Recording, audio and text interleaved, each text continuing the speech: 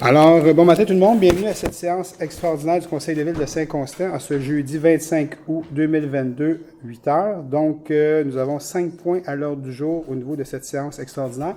Je vais signifier les présences. Je vais commencer par ma droite. Donc, Sylvain. Bonjour, présent. André. Bonjour, présent. Et Chantal. Bonjour, présente. À l'extrémité, j'ai Nancy, directrice générale. Bonjour, présente. Sophie Greffière. Bonjour, présente. J'ai Gilles. Bonjour, présent. J'ai Mario. Bonjour, présent. Et j'ai David à ma gauche. Bonjour. Alors, on va aller tout de suite avec les 5 points. Donc, le premier point, c'est soumission aux travaux de reconstruction des rues de Liège et Laval pour lesquels nous avons eu la soirée d'information hier qui s'est très, très bien déroulée. Donc, les gens ont posé des bonnes questions. C'était, comme toujours, des très bonnes et très belles soirées qu'on fait ces soirées d'information-là. Alors, Sophie. La Ville a procédé à une demande de soumission publique pour des travaux de reconstruction des rues de Liège et Laval. 6 soumissions ont été reçues. Il s'agit d'octroyer le contrat pour les travaux de reconstruction des rues de Liège et Laval au plus bas soumissionnaire conforme, soit B. Préjeau et Fils Incorporés. La valeur approximative du contrat est de 4 230 138,93. Sylvain Cage, je le propose. André Caméra, je l'appuie. Juste à titre d'information complémentaire, là, il y a eu 6 soumissionnaires. Le plus bas qu'on vient de donner la soumission, c'est d'octroyer le contrat plutôt, c'est comme on vient de dire, 4 230 000 et le plus haut il était à 5,7 millions. Donc on voit la grosse variation dans les soumissions reçues. Alors, on va aller tout de suite au point numéro 2, soumission de travaux de réaménagement du pavillon de la biodiversité de l'Hôtel de Ville. La Ville a procédé à une demande de soumission publique pour les travaux de réaménagement du pavillon de la biodiversité de l'Hôtel de Ville. 3 soumissions ont été reçues. Une soumission a été rejetée pour motif de non-conformité. Il s'agit d'octroyer le contrat pour des travaux de réaménagement du pavillon de la biodiversité de l'Hôtel de Ville au plus bas soumissionnaire conforme, soit Construction Belmont, au prix forfaitaire soumissionné pour une valeur approximative de 231 656,23 taxes incluses. Proposé par Gilles Lapierre. Mario Perron, je l'appuie. Ce réaménagement-là fait en sorte, en fait, c'est au niveau de la restructuration qu'on a fait au niveau des différents départements. Donc, on ramène à l'Hôtel de Ville le bureau de projet, donc toute l'équipe du génie, du service du génie, donc qui est maintenant le bureau de projet sous la direction de Hugo Sénéchal. Et puis, on va faire des bureaux ici au pavillon de la biodiversité, tandis que la cour municipale se fait ici au pavillon maintenant.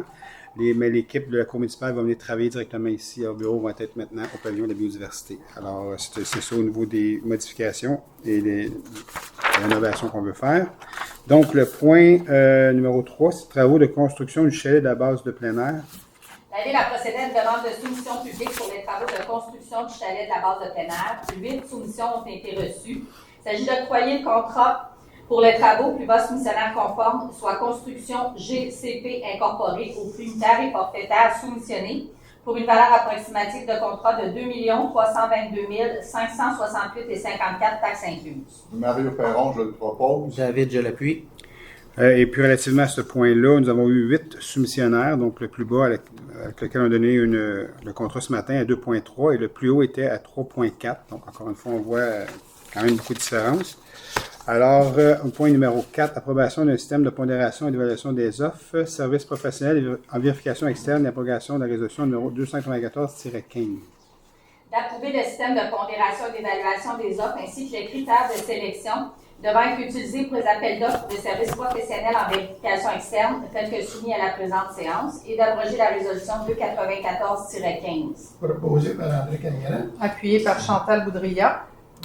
Et le point numéro 5, c'est octroi de contrat de gré à gré, acquisition d'une fourgonnette de 15 passagers, abrogation de la résolution numéro 156-04-22. D'octroyer le contrat pour l'acquisition d'une fourgonnette de 15 passagers à Automax au prix unitaire soumis conformément au contrat du marchand. La valeur du contrat est de 62 638,96 taxes incluses et d'abroger la résolution 156-04-22. Proposé par David Leblanc. Appuyé par Gilles Lapierre.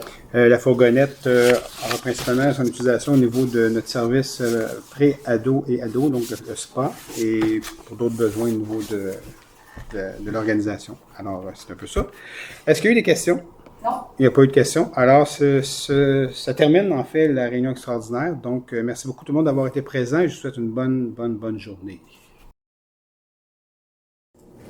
Alors, bon matin tout le monde, bienvenue à cette séance extraordinaire du jeudi 25 août à 8h30. Donc, c'est une petite séance extraordinaire pour un dossier qui est devenu urgent, en fait. Donc, c'est pour une fin d'emploi, une fin de probation, en fait, d'un employé. Alors, Maître Laflamme, un petit peu, c'est vrai que je vais signifier les présences, parce qu'on a déjà eu une séance extraordinaire un petit peu juste avant, donc, mais je vais quand même signifier les présences. Donc, Sylvain? Présent, bonjour. André? Bonjour, présent. Chantal? Bonjour, présent. Nancy? Présent. Sophie? Présent. Gilles? Présent. Mario? Présent. Et David. Présent. Donc, alors, comme je le disais, Sophie, je te laisse aller pour le seul point à l'ordre du jour à cette séance extraordinaire. L'employé portant le numéro matricule 1966 était en période d'essai. L'employé n'a pas réussi à démontrer l'ensemble des compétences clés attendues pour son poste. Il s'agit de mettre fin à l'emploi de cet employé en date du 25 août 2022 en raison de la non-réussite de sa période de probation.